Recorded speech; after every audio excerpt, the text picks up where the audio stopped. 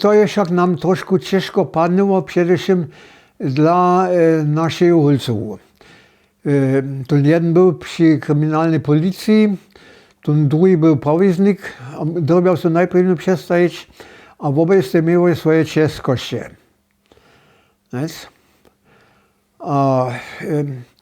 No a to nie wiedzieli, co będzie. To wiesz, strach my tam wtedy mieli.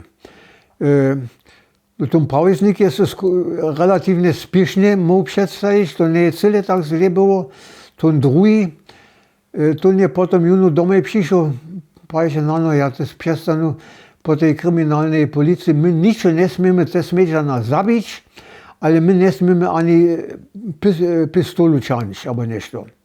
Było wtedy na zapoczątku jara krute. A on powiedział, ja nie mam żaden zajem na tym, że oni mi nicze juno potem nešto nahijú dal, a ja potem tam leżę. No potem się też nešto drugiego pytał. Tak jest to szło. To je ta zmiana potem była. A ta jest za żonę, a za mnie dość ciężka była. Nic mnie w osobince, ale dla tych holców. To nie... No hej, ale... Dżęco sme po tej drodze, kiedyś sme chcieli iść. Cyle jasne, nie?